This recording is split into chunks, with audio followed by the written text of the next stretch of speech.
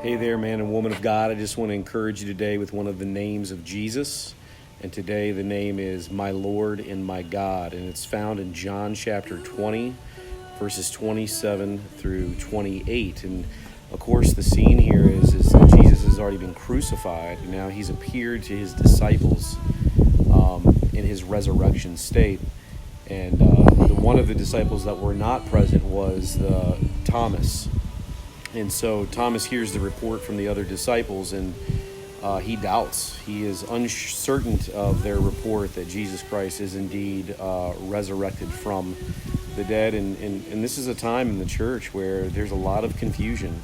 Jesus has not overcome the Roman oppressors in Israel and released Israel from their captivity here or oppression here. From the Romans, and so they're trying to process what does his kingdom truly mean in relation to this world and our circumstance. Another thing that they struggle with is that they have sacrificed greatly to follow Jesus. Many of them have left their jobs and their homes, and now they face persecution.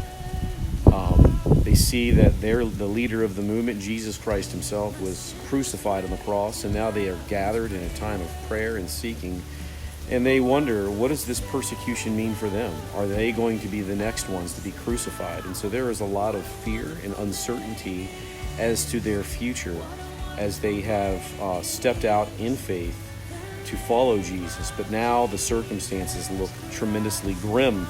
And so Jesus appears to Thomas, and he says to Thomas, reach here your finger and see my hands. Reach here your hand and put it into my side, and do not be unbelieving, but be believing. And Thomas answered and said to him, my Lord and my God.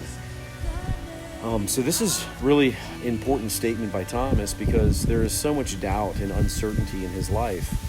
And we all face that doubt and uncertainty as we try to be faithful and to follow Christ and to understand what that means. I mean, many of us struggle with what does it truly mean to be a disciple of Jesus Christ, and especially in relationship to this real world and the real testing and trials. Sometimes even those trials and testing come at our own peril, and it's things of opposition or even sinful nature and desires. And how do we live our life in light of his resurrection? And of course, doubting Thomas is challenged by Jesus to physically touch the wounds of Jesus, to see that he is the resurrected Christ who was crucified but now raised again. And Jesus, these words that can be lost in these two verses here that are very important is Jesus' challenge to Thomas, and I believe his challenge to us. He says, do not be unbelieving, but be believing.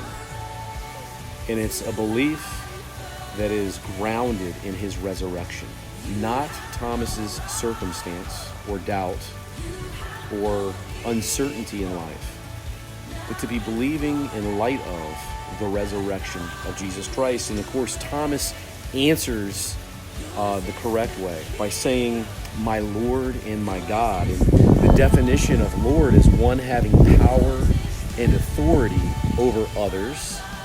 So Thomas is saying, you have power and authority over me. I'm submitting myself to you. The Lord also means a ruler by right or preeminence, to whom service and obedience is due. So by Thomas saying, my Lord, he is professing that Jesus Christ is Lord over his life, and he is professing his obedience to Jesus. But then he gives him the name, my God, my Lord, my God. Definition of God is the supreme or ultimate reality. The being perfect in power, wisdom, and goodness, who is worshipped as creator and ruler of the universe.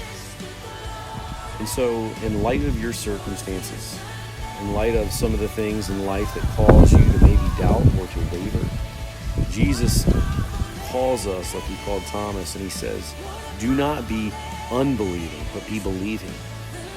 And not just in the story of the death, but the reality of my resurrection.